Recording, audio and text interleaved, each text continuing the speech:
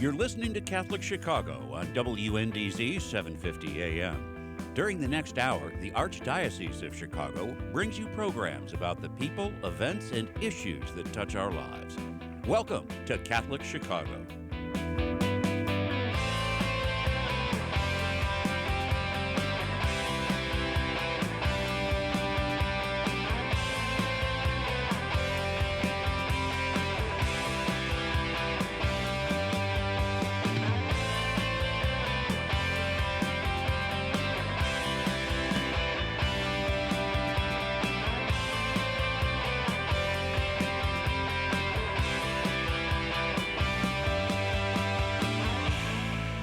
Good morning, everybody. This is Bob Gilligan of the Catholic Conference of Illinois, and thanks for joining our program here this morning.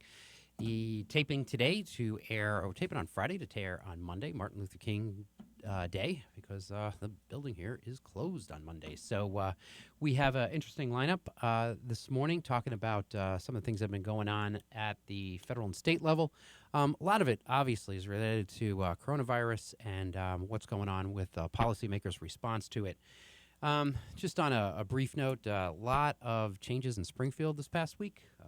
Have a new Speaker of the House, Representative Chris Welch, just selected by his peers to be the new Speaker. Long-term Speaker Mike Madigan is no longer the Speaker of the House, and so that brings a lot of changes to the legislature. We'll be talking about that in our next program, and so many other things coming up on the new year here. But what we want to do this morning is kind of sort of review what's happened in the past couple weeks, and then chart a course going forward about some opportunities that Congress has made available to us, as well as what the response has been for our Congress has been in response to helping our Catholic schools and our Catholic parishes. And I think it's overall good news. So let's go over the lineup here this morning. We'll talk with Jennifer Daniels. Jennifer is the Associate Director for the United States Conference of Catholic Bishops. She's going to talk to us about some of those changes at the federal level that are going to assist Catholic schools and parishes. Then we're going to move more local and talk to Justin Lombardo. He's been very involved with actually administering the changes that have allowed Catholic schools to continue operating since the outbreak of the pandemic, since the return to school back in September. And Justin's going to join us at about 20 after. And then finally, we'll close the show with a success from the recently concluded lame duck session in Springfield.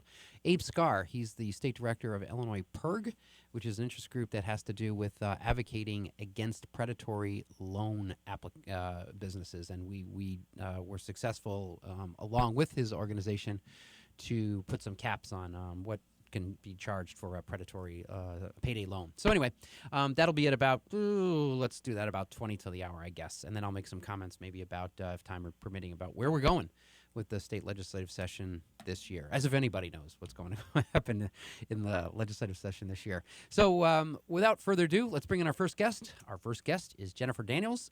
She has some title, Associate Director of Public Policy at the United States Conference of Catholic Bishops. She is the person we go to on a lot of issues, and she's going to talk to us a little bit about what Congress just did in December, I think it was. Jennifer, are you with us? Yes, hi there. Hey, good morning. Good to talk to you again. If it's not via email, all your many updates to us all across the country. And thank you for just taking some of your Christmas break there in December to keep us all apprised and advocate for Catholic schools in our parishes. Jennifer, most of your work is in the education realm, right? Correct. Yes. Yeah. All of it. Yeah, that's what I thought. You're not director of public policy. You're education, correct? I think I'm getting the wrong title, but whatever. Right. So I am associate director for public policy, but within the Secretariat of Catholic Education. Good. So my little brain is correct, thinking I associate you with education. So good. I'm on the right track. So I was going to call you about other issues now. So you just got out of some work. Jennifer, tell us a little bit about what our fearless leaders in Congress did back in, it was December, right? It was right before Christmas, if I recall, about the they did help. They tried to help, I think, both parishes and Catholic schools by additional funding. Yeah, absolutely. So they obviously, our schools did participate in the CARES Act that was passed back in the spring, but many of our schools experienced problems with the implementation of that and limited access. And in fact, some of our schools didn't get any funding at all under that program. So we were working for a different model the second go around. And what we really wanted was a set-aside, dedicated grant fund that would be specifically for non-public schools that would not have the opportunity for some of the limitations that we experienced in the past. And so we were advocating for a percentage of whatever that fund that went to all education would be designated for non-public schools. And what we ended up with was $2.75 billion. And this was given in the form of the governor's emergency fund. And so the money was given at the state level and will be implemented at the state level, separate from all other K-12 programs, exclusively for the non-public schools. So the first time we did this back in the spring, I think it was, when the first CARES Act passed right after the pandemic, there was some money in the first CARES Act put aside for non-public schools. But I think that's what you're saying. We had some problems with that and the way it was, the guidelines for it coming out of both Congress and from the United States Department of Education. At the end of the day, I think it resulted in our inability for us to capture what we were kind of hoping we would sort of get a little bit more money than we actually did. Yeah, absolutely. When the funding first came out, there was a provision called equitable services, which means an equitable share of the funding is supposed to go to non-public schools. But they did, in the language, designate the funding allocations at the state level to be calculated exclusively on a low-income student count, which would target the money to states and districts based on that low-income count. Where there was the question was, okay, well, how do you count the non-public schools, students within the non-public schools? And initially the guidance came out saying that, well, all children should be counted and included. And there was a series of lawsuits and a lot of political fighting. And it was then changed after implementation had begun to say that only Catholic or private schools that had participated and had students that qualified for the Title I program, which is a program designated for academic improvement for low-income children, that is the count that would determine allocations for equitable services for non-public schools, which, we are always fine for, giving additional help to our low-income schools. But in fact, this created huge kind of bureaucratic barriers and tied emergency response funds to previous participation in this program, as opposed to ensuring that all children had access to these health and safety measures that were provided in the Corona package. So it did end up with, some of our schools being completely excluded from the CARES Act. So it seems this time around, the one that passed in December under, I'll just label it, CARES Act number 2, it seems like this is just a little bit easier for us to access that money. Now, but the governors do have to apply for that money. So if the governor doesn't apply, then nothing happens, correct? Correct. The deadline for governors to apply is February 8th, and it is vital that our state and local leaders work with their governor's office to get that application in on time so that we can participate. And we are working on that here in Illinois, just so everybody knows. This is one of the things I spent my day yesterday doing, and we're making progress, but we don't know yet. So let's hope and pray that Governor Pritzker does apply for that money. Jennifer, do you have any idea how much money that could potentially be in like maybe per student or something like that? Is there any projections on what that $2.75 billion comes down to? Well, as with everything Congress does, it's not clean and simple. To target the funds to low-income children again, which we have always supported extra help for low-income students.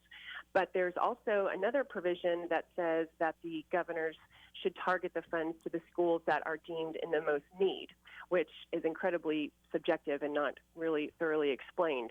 So it will, the application itself that the schools submit on behalf, of that they're requesting to participate, they will need to demonstrate, show that need themselves. So that could be in the form of we just got guidance literally today from the United States Department of Education that helped explain that a little bit more. And they cited, a loss of enrollment or expenditures that they used to reopen their schools or to convert to an online learning. So it will be up to the states to clarify that for our schools, but there are these kind of weighted criteria within the application that makes it a little bit less clear. However, if you just do, kind of the simple math, Right. The amount of money divided up by the number of children, I think a ballpark range would be maybe between $400 and $600 per student could be a possible average, not taking into account all of this weighting that would be done. Yeah, I mean, whatever. I mean, even in that ballpark figure, if you have a school of 200 kids, that's that's real money. That's $80,000. Is that right? Or am I doing that? 1, 2, 3, 4. Yeah. So and that goes to PPE, personal protective equipment, cleaning supplies. And as we're going to talk with our next guest, I mean, the amount of money that's been outlaid is significant to keep these children in school and make sure the schools are clean and all those things you have to do that no one's ever had to do before, not to mention adjusting of space and that kind of thing. So, so let me just add that one really important new provision of this legislation that was not a part of the CARES Act, that our schools can actually apply for reimbursement for the funds that they have spent out of pocket that are COVID related. So that is an important part of the application, is them submitting that information and requesting to get reimbursed for those expenses. Now, due to the language that says, we are not, the control of funds stays with the governors and we're not direct recipients of federal funding, things that get reimbursed then do really become the property of the state. Because we're not allowed to receive those direct funding. If you purchase computers, those computers will then become the property of the state because they have been reimbursed under this process. Yeah, so we're going to have to be diligent on and vigilant on watching what that money gets spent for. That's with every program, no matter what it is, but I think that's the case here. There's kind of an interesting wrinkle, though, in the I'm going to once again describe this as the CARES Act, too. But parishes are going to have to do some calculating because they have an option. They can take another PPP loan, or they can take this money that you've described, part of the education system. I suppose this only pertains to parishes with schools that have to make this kind of calculation. But so what's going on now is with further information coming out, I think individual parishes are going to have to determine whether it's most advantageous to seek another PPP loan or the education money that you just outlined, because you cannot do both. That was one of the wrinkles in CARES Act number 2. Yeah, that's correct. And there are, a ton of factors that the schools and parishes will need to look at. I mean, first and foremost is that the uses of the funds are almost completely different. So the PPP is targeted towards salaries, first and foremost, being able to pay teachers. You cannot do that with the emergency, the governor's fund. I'll just call it the governor's fund. And so that money is specifically tied more to health and safety measures and precautions that are taken for our students and addressing some of the academic need that might have come from, COVID-related closures and things like that. So that would be kind of, the first thing that they would want to look at is what is the need that school and parish has. Yeah, and these are things that people are going to have to start getting on pretty quickly because those deadlines are now going to start creeping up on folks. But we still have a little bit of time, but it's a decision that has to be made out there. So with that said, we thought we're very grateful for your work and for Congress to keep in mind the needs of non-public schools and parishes and the PPP loan. And now we have, as of yesterday, the announcement of President-elect Biden's, what is he on? $1.9 trillion coronavirus relief plan. So is there any talk now of additional funding, or do we? Where's this money coming from? I want to be there. Your taxpayer dollars. Yeah, I know. It's a little daunting to think about what we're doing here. But so, is there any further talk now of additional relief, or do you think this could be it, or is it still in the soup? Well, there was no specific mention of non-public schools in the document that the Biden team released. So the short answer is we don't know. Yeah. But there wasn't explicit language saying that we can't participate. So that's where we are at the moment. Yeah. It'll be interesting to see where this goes from here. It seems to me like what your statement is that it appears that this is more the round that was just recently talked about, and it's just talk at this stage. I think it's nothing more than just a press release and his comments that it seems to me it's mostly going towards unemployment insurance extension. I think there was talk about raising the minimum wage to $15 an hour, and then increasing the amount of money that individuals get from the current $600 that was just approved in two. It would go up to $2,000, so it would be an additional $1,400 per person, I suppose. Is that what I understand? And is it the same criteria they're going to use, or has that even been talked about yet? So, yeah, we have. What we have seen up to this point is just kind of a summary narrative of the plan. There's not legislative language that I've seen yet that goes into all of that level of detail. Specifically for education, it's $1 billion for education that was itemized in his plan, which is our last one was $80 billion, and the one before that was a little over $50 billion. So now we're looking at $170 billion for education. Is it been your experience? Just you've been very involved with this, and the updates we get from USCCB, from Jennifer, and from her colleagues are very good. Is it been, just out of curiosity, in this coronavirus environment, working from home and not being in the office very much and communicating with people on Capitol Hill and the administration and with members of Congress, is it added a complexity that normally wouldn't be there for you? I mean, the way we're communicating is so different today. I'm just curious if you have any take on how it's been for you. I would say it's been easier. Really? Okay, good. Yeah, because, when we go to Capitol Hill and we want to have meetings, the physical act of just getting there, our building is about a 20-minute drive from the United States Capitol. You got to park, you got to walk. These are very large buildings. So, one meeting on Capitol Hill that normally lasts about 15, 20 minutes on average, takes a good hour of my time to get that accomplished. Whereas, these past weeks, sometimes I've had 5, 6, 7 Capitol Hill meetings back to back over the phone or over Zoom, and we're able to accomplish a lot in a short amount of time. Now, that being said, there's nothing that does replace those good personal relationships that you develop. There's usually not as much kind of chat and getting to know you on a Zoom call as there might have been in person. So we do miss that, but I will say our government staff that we work with, whether it's in the administration or on Capitol Hill, I mean, they have definitely been working around the clock. And the leadership of our Office of Government Relations, they've been working around the clock and are just, constantly having conversations back and forth. So. And it was funny because I was just talking to one of my colleagues coming in, and now you're going to go through the same thing that we go through here all too often, is now you have a whole new set of relationships that you have to build come January 20th, the new administration coming in. So it's just, for people who do what Jennifer does and what I do, this is the things we deal with. And it sounds sort of trite, but it takes some time to develop relationships with people in the incoming administration. And then those you've built with the outgoing administration, that's over. And so it's just this awkward time for a lot of us. And we're experiencing that here, changes in the General Assembly. And now, I don't know if you heard my opening comment, but our Speaker of the House is leaving after 36 years in that office. So, it's a very interesting time, and we're all doing this kind of electronically.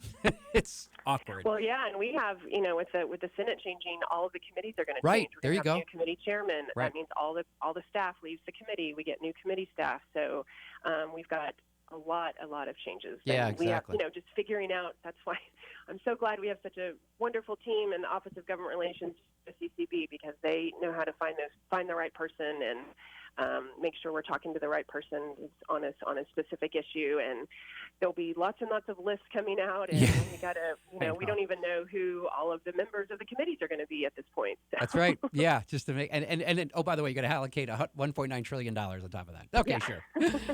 All in a day's work. Jennifer, thanks so much for taking some time this morning. We enjoy your insights. We enjoy your updates, and thanks, and keep up the great work. Thanks so much. Thank you for all you do. Great. Thank you. Don't go away, everybody. We'll be right back. We're going to talk to Justin Lombardo. He's the guy that implements some of these changes that Jennifer has been advocating for funding for. So we're going to talk to Justin here in a minute. Don't go away. We'll be right back.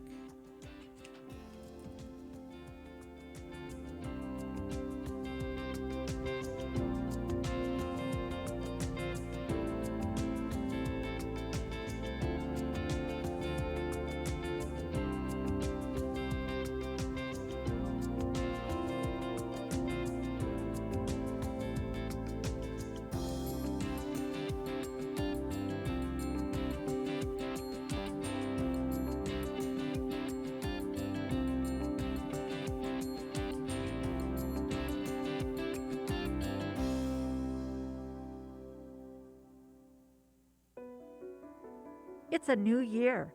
Many of us are making goals, trying to stay healthy, and planning for ways to make the most of every day during and after the pandemic.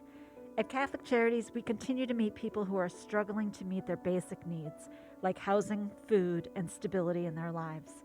In these challenging times, the face of need is your neighbor, and the face of hope is you. Imagine how the world would look if we all saw each other as neighbors. Learn more at CatholicCharities.net.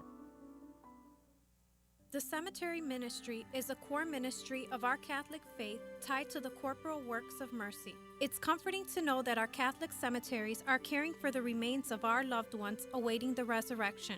There are 44 Archdiocese of Chicago Catholic cemeteries willing to help you in your time of loss. Call 708-449-6100 or visit CatholicCemeteriesChicago.org. Catholic Cemeteries, serving the Catholic community since 1837.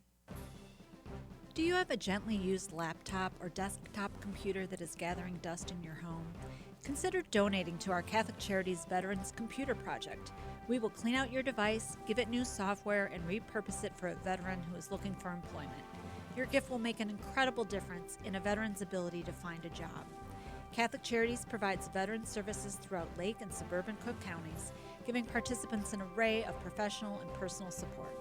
Our veterans have served our country, and it is our privilege to serve them. To learn more about Catholic Charities Veterans Services and the Veterans Computer Project, call 847-782-4219. That's 847-782-4219.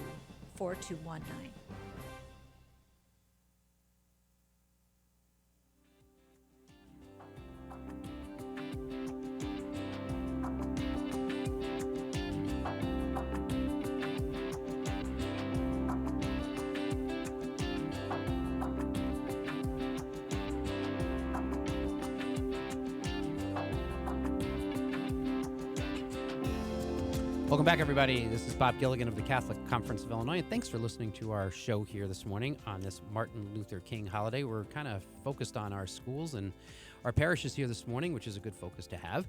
And I'm pleased to be joined here on the second segment of the show with Justin Lombardo. He is the Chief Human Resources and Staff Development Officer. How's that for a title? For the Archdiocese of Chicago. He's better known as the guy that's making sure that the kids are safe going back to school in my world. Justin, how are you? I'm fine, Bob. Yeah, it's a mouthful. Your titles are ridiculous. Yes, it reminds me of the old days when I first started my job career, my working career. We were told, remember, the longer the title, the less important. Yeah, I hear you. So yeah. But I am also the, as you point out, everybody just calls me the COVID guy. Yeah, okay, there you go. So, as everybody who knows me knows, I'm a regular reader of the Journal of Public Health and Management Journal. Mm-hmm. You want my job? I've never heard of that, but it sounds good, and it's a respected academic publication. Yes, I know it. I know the journal. And so we're here to talk about an article that was co-authored by somebody who I think people may not recognize their name, but I'm sure they recognize their face, Dr. Allison Arwady. She's she's the person on TV constantly talking about the coronavirus. She's the head of the Chicago Department of Public Health. Right. She co-authored this study, and it has a lot to do with the work that you have been leading at the Arch to help children continue to learn in person during a pandemic, Right. which is something I'm sure you've spent your whole life preparing for, as none of us have. Tell us, if you can, a little bit about the study that was put forth.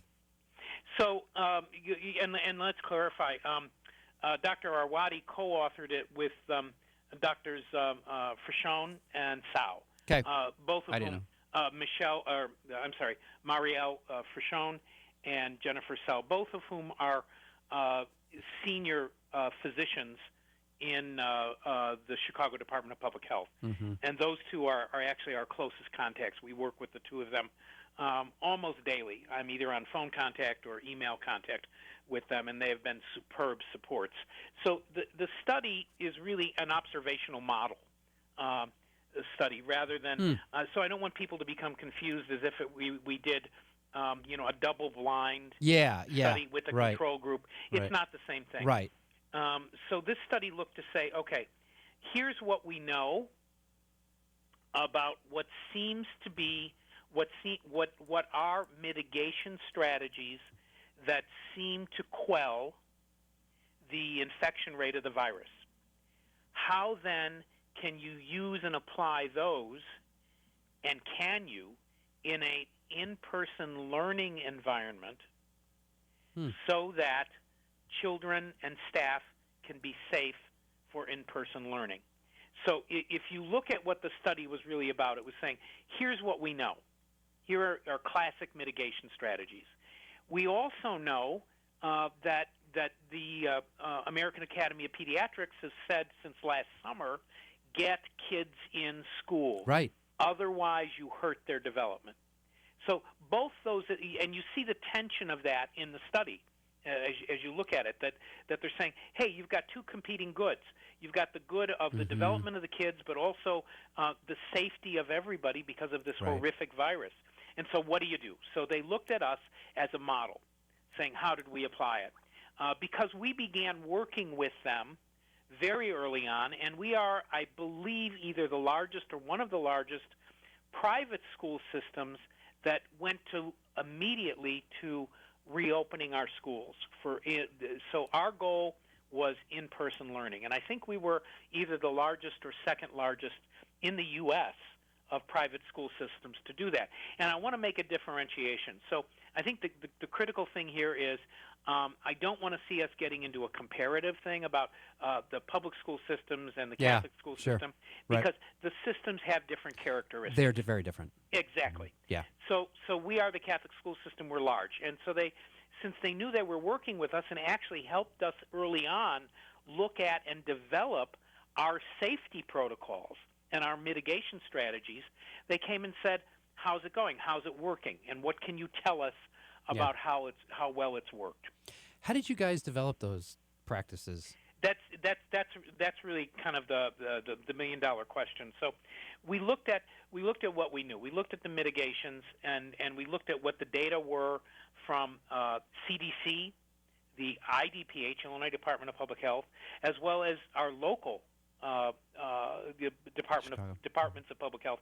Well, we looked at Chicago, we looked at Cook County, and we looked at Lake County, and sort of said, all right, so what are we being told? Well, we were being told that you have to create social distance, you have to mask. IDPH said you have to take temperatures if you want kids in and do that. So we looked at all that data and all those practices and said, okay, how do we then create a guide for constructing that safe learning environment in Catholic schools?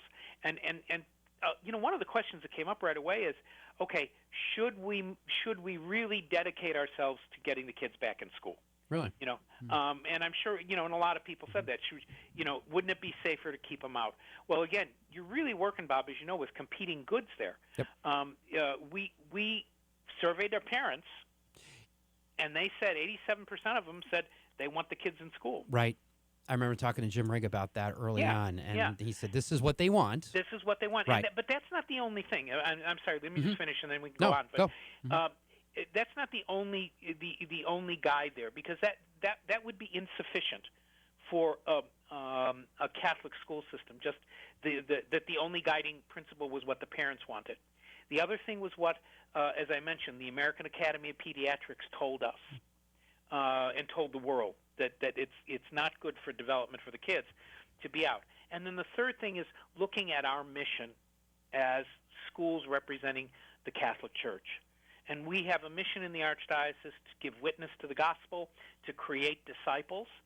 These are critical things that we need to do in the Catholic schools, and it's really hard to look after that spiritual development of the kids if they're remote. So all those things together told us we need to develop things for the schools and the parishes. And so we developed the guidelines, but then we had to develop a system to help the schools. It's no good simply to throw, and by the way, we followed a similar process with our parishes, which we opened before the schools. So you can't just throw out guidelines and say, oh, by the way, open your mailbox, your email box, and read the guidelines and have a nice day. Go set up your school. Mm-hmm. We created teams from the Central Office of Catholic Schools and the Archdiocese generally to help principals understand what the guidelines were, how to set things up. We created certification processes for the schools, the parishes, and the church, and the schools. And anytime we had to deviate from the guidance at all, the guidelines, we had hired to work with us 2 professors of infectious disease medicine from in the Chicago area. They're faculty members at the Feinberg School of Medicine. Both, I think, are associate professors, as well as practicing infectious disease doctors who were immersed in this topic. They both, by the way, were parents of school-age children. Mm-hmm. So we thought that was the right profile to get. I'm more familiar, direct personal experience with the protocols as you go to Mass than I am with the school. Right. But I will tell you, I've said to friends of mine, I think the safest place to be is in the Catholic Church. I think it's been excellent. I mean, it's at least at my parish, I can't say enough good things about it. Do I like it? No, of course I don't like it. Right. But we have to recognize what's going on around us, and I can't. I say to people all the time, there's no excuse not to go to church. It's the safest place that I think you can be. They're very cognizant of what's going on, but it's not like, at least I go to St. Julian's. It's not like so, this is a bad word. It's not so burdensome that you get put off by it. You have to recognize, you have to distance, but it's no big deal. I mean, it's very well done. And I think people, they spray your hands when you walk in before communion, and everything Right. seems to be, everybody's got masks on. No one seems to be bucking the system. People are kind about it. It's been very good. I'm very pleased the way it's gone, at least in the parishes on a personal level. That's good. That's good to hear. And, again, with the parishes, it was the same thing. We set up safety committees in the parish. Right. And one of the benefits of this, and I've got to say there's very few benefits in a pandemic, but one of the benefits were we engaged lay leaders in the parish to really take on a large part of the responsibility for doing this. And the response in most parishes was wonderful to see. I agree. To see it said to me as I watched it, because we visited parishes as well to certify them, as I watched that, I went, anybody who ever questioned whether or not the Catholic laity own their church, look at these people. That's a good point. Yeah. It was the laity that did it. You see, exactly. I mean, Right. It was the laity that did it. And they wanted to be there, and they wanted to make it safe for others to come. Exactly. Yeah. And by the way, I would extend to say that many of our teachers, the vast majority of our teachers and administrators, had that same sense about their children in school. Yeah, that's Our terrific. teachers wanted to teach. The vast majority. Now, some, there was publicity, and some didn't. Some were fearful. No, that's perfectly right. legit. Yeah, right. But the vast majority have been in the classroom from day one, working. They were jittery the first couple days, and who isn't? I remember the first time they lifted. Right. Remember when they lifted the stay-at-home order, and for the first time people could go back to the grocery stores or go out for walks? That was scary. Yep. That was scary for everybody. For many. But you get over it. Right. So anyway, that's what we do now. The other thing, to get back to the schools, and the article pointed this out, and it's really important. It's not just setting up the mitigation strategies and then just walking away and say it's one and done. It's not. Mm-hmm. These are constantly monitored, constantly adjusting to new guidance we get, to the new science that comes out. Revised. You're right, revised. Quarantine times. Right now, we're dealing with, our task force is dealing with a change in the quarantine guidelines post-travel.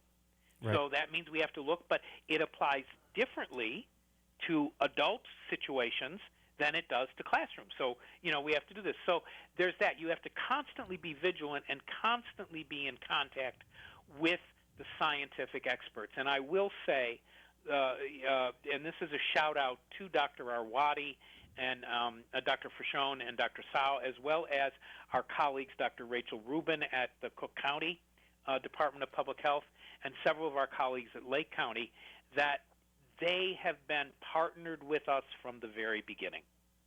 And that makes all the difference for this. And down to now, we did our part. We've hired a team of people that trace exposures and cases, both in our parishes and in our schools. So we are vigilant, and I think the study, the brief study, pointed that out. We quarantine children immediately if they're in contact, if they meet the definition of close contact with a positive case. The child is out. The child is required to go to remote learning for the 14 days of exposure. If a teacher or staff member or student is in the classroom and they are positive, then the whole cohort, and we worked cohorts, and that's an important concept as well. Yep. We don't have kids moving around. Right. They're in that classroom. They don't You better like intermingle your with each other. classmates, Right. 'cause this is who you got. That's right. It's like the military. Yeah, right. Exactly. This is look it. around, look to your right and your left. These are now your best buddies That's right. for every day, for every activity. Right. Exactly. And so that allows us to move quickly and keep track of this. I've got to say, we sometimes have unhappy parents who say, well, it wasn't that big of a deal. It's like, well, but it's still here are the mitigation strategies, so there is a quarantine. And what we found, and what the study also found, which I think is wonderful, is that we've had cases in schools, which we knew we were going to, Yep. as we did in parishes. But guess what? The transmission rate of in-school transmissions appears to be exceptionally low. If you read the study carefully, they talk about two metrics there, right? The first one is, how many times were there more than one case within a cohort or a school? It's a decent-sized number. But then the second measure is, how many times can those be traced to in-school transmission? And that's where our numbers are very small. Good. The vast majority, over 97% of our positive cases in our schools and churches are related to outside activities. That's what we were hearing. Right. Yeah, and that really, to your point early on, the two safest places to be right now are Catholic churches or Catholic schools. That's great to hear. That's a great message. It's a great message.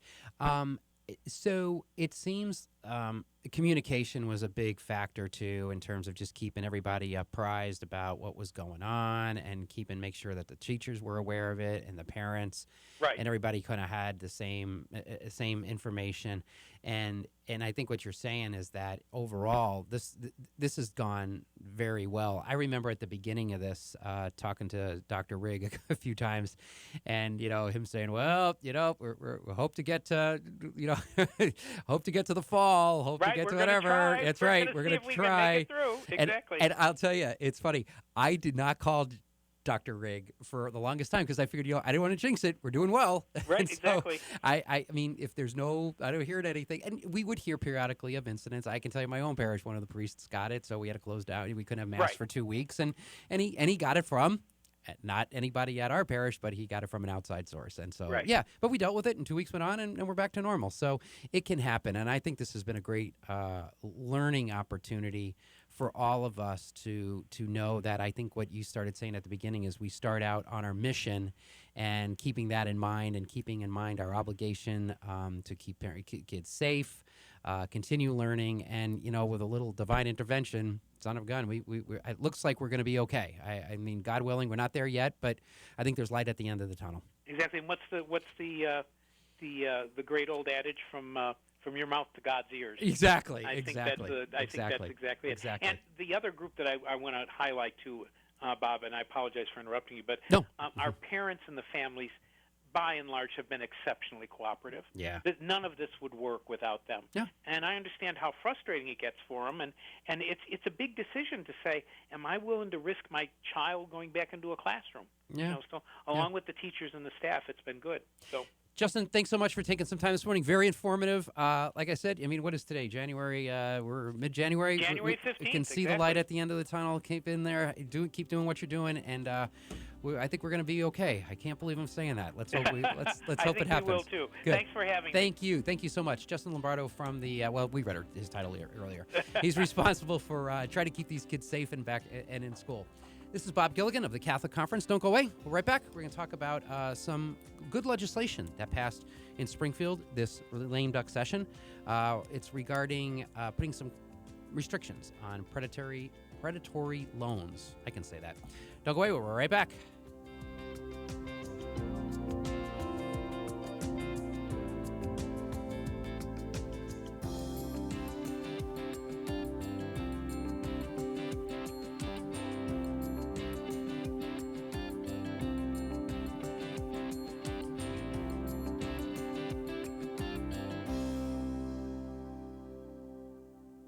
Catholic Charities After Supper Visions program offers guests of our Tuesday night supper the opportunity to learn the art of photography.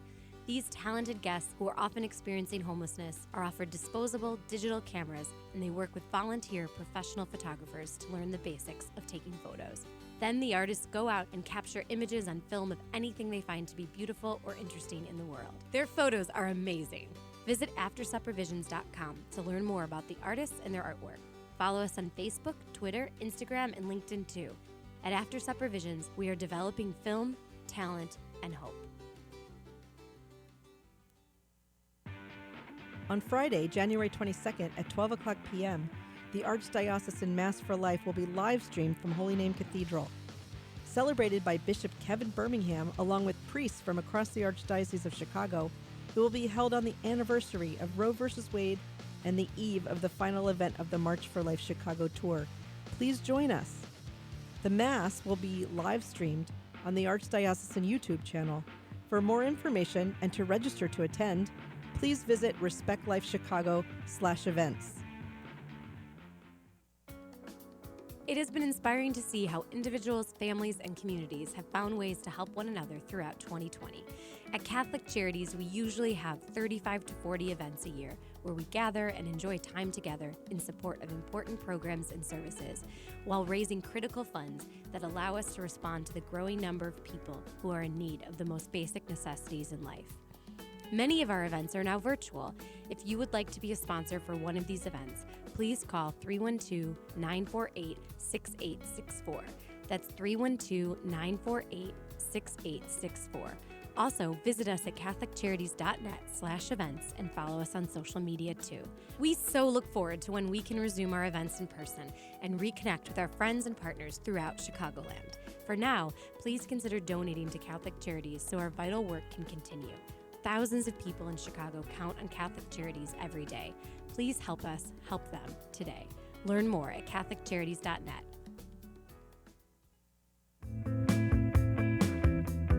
You're listening to Catholic Chicago on WNDZ 750 AM. Every Monday through Friday from 8 a.m. to 9 a.m., the Archdiocese of Chicago presents programming about the people, events, and issues that touch our lives. Thanks for letting us be part of your morning. Now again, Catholic Chicago.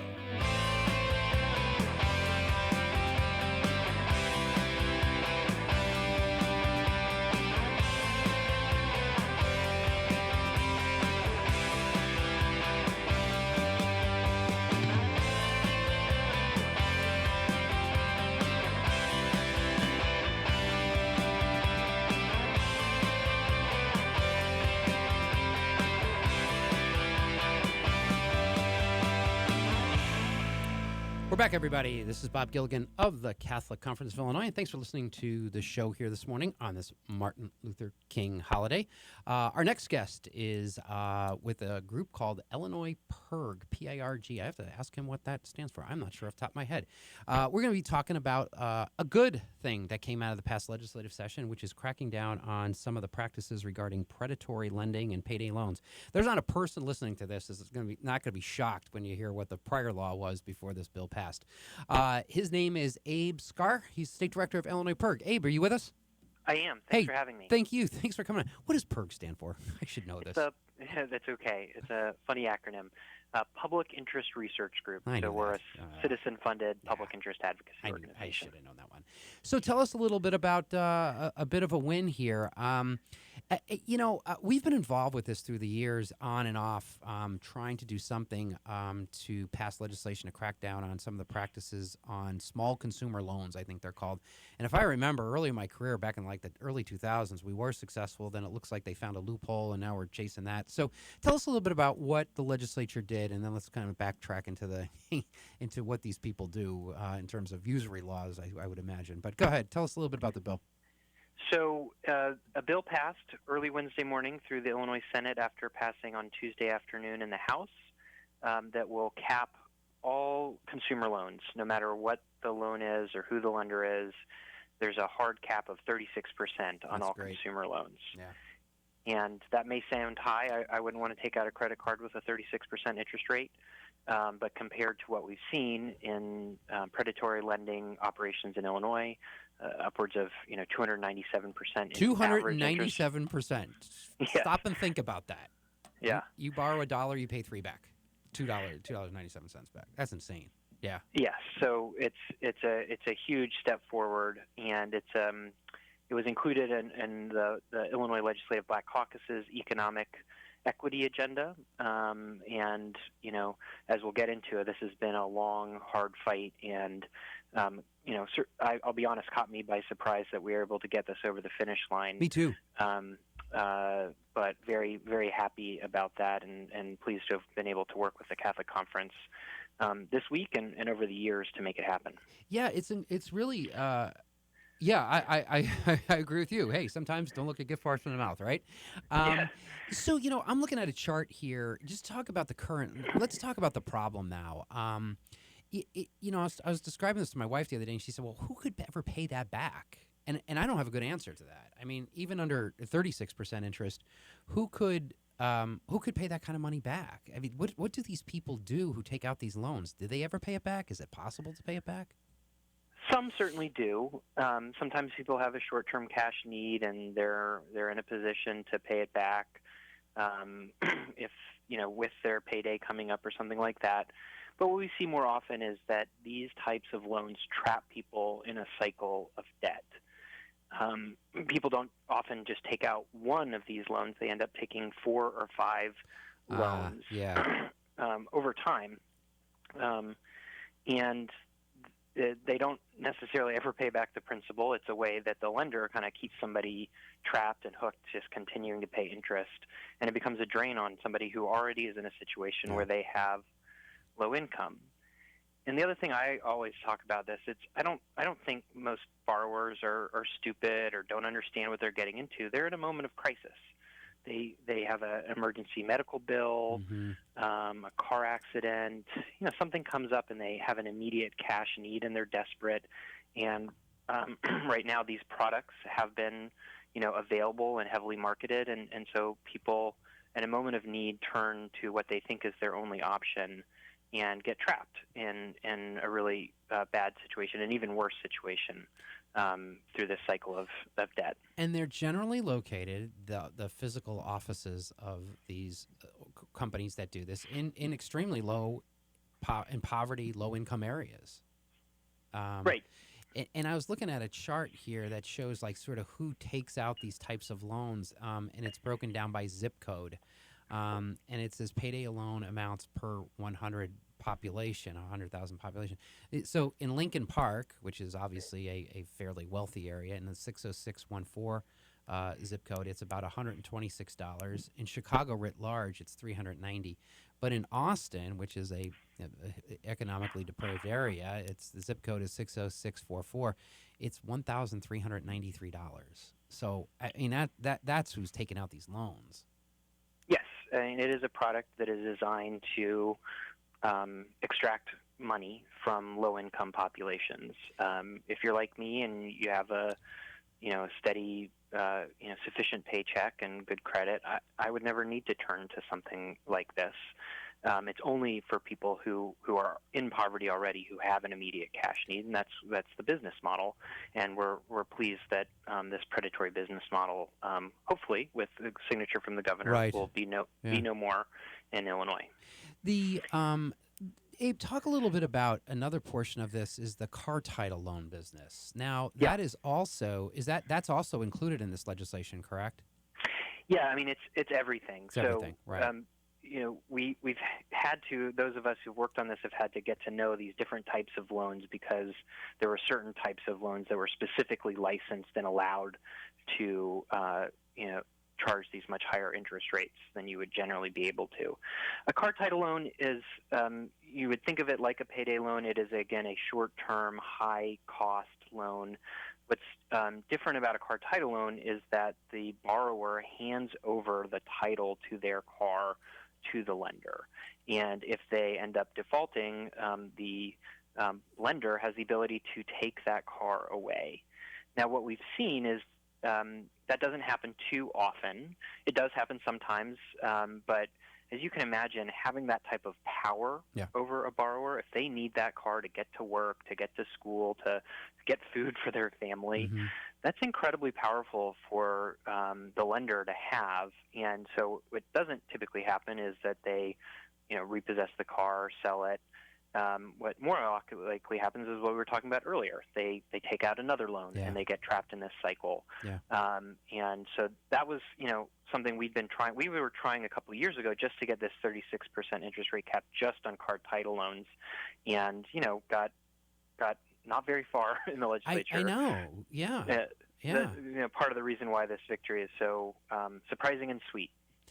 Exactly. I don't want to go over names, but I've had conversations personally with some of the members, and you just kind of got this amorphous, like, it was a frustrating feeling. It wasn't like they didn't come out and say, well, against it, but they didn't say we're for it. There was kind of this wishy-washy sort of like, well, looking at that and blah, blah, blah. And it never seemed to materialize into enough traction to get the majority of people down there to stick their necks out. And so maybe this is an example, and there are a lot of examples like this in doing what we do, whereas when you have a large enough package and things get put in there, it's easier for people to vote for it because there's other things they can point to and say, yes, I was for X, Y, and Z, and just not talk about the other things. Maybe this is one of those cases. Perhaps it is. I assume that's the case because I know in the car title loan bill a couple years ago, it was just not, it just wasn't getting much traction. Yeah. Well, my theory on it is, one, again, the Legislative Black Caucus included this in their package. They stuck to their guns when they got a lot of pushback from industry, and they deserve an enormous amount of credit. And it's fitting we're talking about it on Martin Luther King Day. And a lot of folks in Democratic leadership, even if they may have at another time wanted to say no on something like this, they understood in the moment that the Black Caucus agenda was very important, and they weren't going to say no. Abe, if I recall this bill when it went to the floor, and this, I'm sure you're like me. This past couple days, it's just kind of like a blur in terms of what you may have heard or dreamt or wasn't sure because it was late at night. But when this bill went to the House floor, is this the one where a couple Republicans stood up and took note of it and said they could support it? I think it was. Oh, absolutely. It passed 110 to nothing on the House side, and we got Republican votes for it on the Senate, including the incoming minority leader. McConchie. And that's been our experience in the past. I had a lot of good conversations on the car title loan bill with Republicans who saw this as really harmful to their communities. And one thing that I'm hopeful, given those bipartisan votes, is that we can build momentum on the federal level. My congressman, Representative Chuy Garcia from Chicago, is the sponsor of a 36% interest rate cap national bill. It has bipartisan support although it's just one Republican from Wisconsin. So we're hoping to work with some of the Illinois state level Republicans to maybe lobby with us their congressional counterparts and see if we can build some more bipartisan support from Illinois at the national level. That's interesting because I thought there was a federal cap, but does that just pertain to members of the military? Is that what that is? It's active service members, yes. So okay.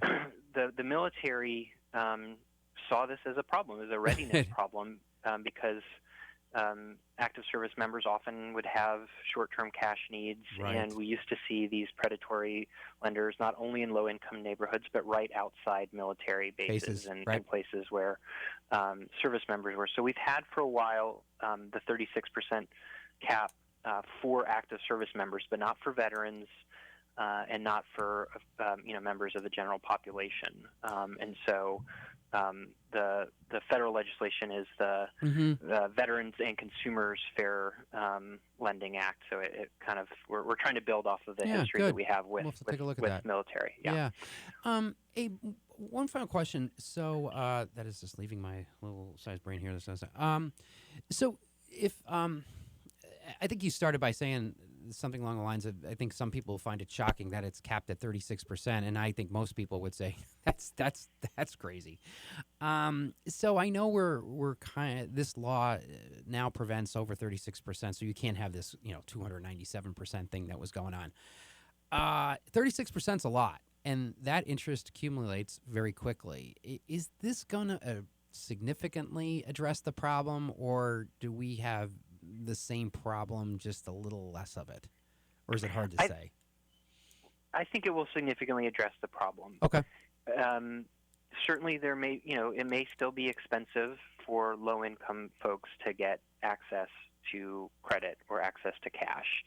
And it certainly won't address that. I mean, that's the underlying problem is poverty and people having not a lot of income and not a lot of wealth. So it's not going to address that. But what you do see with an interest rate cap like this is it does end the business model where the business model is to trap people in the cycle. And so I think we're going to see that go away. People may still, have to pay more than when you might think they should to get access to some cash on a short-term basis.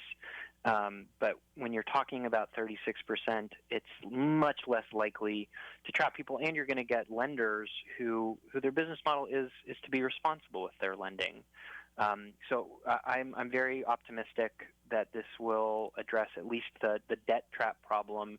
Again, addressing poverty is a much bigger challenge. Oh yeah, sure, and something that's going to take a lot more work. No, absolutely. But this is definitely a step in the right direction, and it's something that's sorely needed. And this is one of those common man sense arguments that I think most people, when they hear this, they do express outrage that somebody could charge that level of interest and get away with it. It's very it's sad that this has been the practice for so long, but now it's not. So now we got a cap at 36%, and hopefully, to your point, we'll see some alleviation of poverty and people getting trapped beyond their means. Abe, thanks so much for taking some time this morning. Happy Martin Luther King Day to you, albeit early, and thanks for all your great work on this. And see, every once in a while it does work out, right? Yes, sometimes after many years of change coming slow, it comes really fast. Yeah, exactly. Thanks for having me on. You never know. Thank you very much. You're welcome. Thanks to Abe for joining us. And just a quick note here before we have to say goodbye. As I mentioned at the outset of the program, a lot of changes this week, a lot of news coming out of Springfield. We plan these shows, a couple days in advance. And so next show in the third week in February, we'll be well along the legislative session, and it will be under the leadership of the newly elected Speaker of the House, Chris Welch, who is I think he's been in the House since 2012. Much publicized change now with Illinois not having the leadership of Speaker Madigan, and that changes that. That will bring, or will be significant or not. We will see. So I just want to make note of that. And there are more changes in Springfield coming up with Bill Brady, the Senate Minority Leader, no longer being elected the election of Dan McConkey from the northern part of the state here. And so there's some changes coming in Illinois. Obviously, we do need more changes, but leadership is perhaps where it will start. So we'll see where that brings us. We'll continue advocating for the things we do in the year ahead. And so hopefully with a new president that will be inaugurated in a couple days here, new leadership, perhaps we'll get we'll address some of the issues that are so important to many. This is Bob Gilligan of the Catholic Conference. Thanks for listening to our program today. Happy Martin Luther King Day to everybody. Have a good day and a good week. We'll talk to you again on the third Monday in February.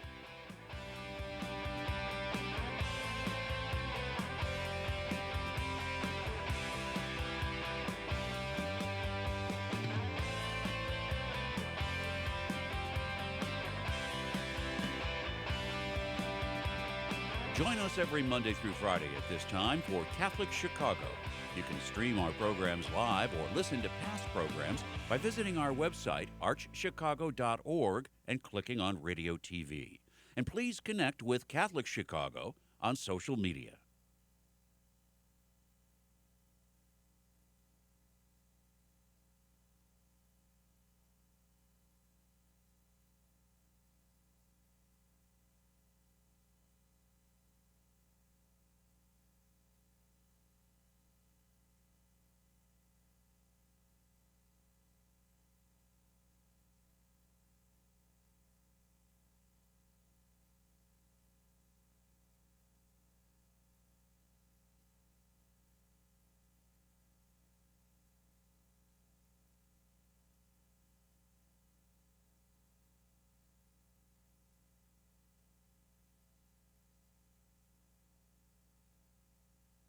Governor's office to get that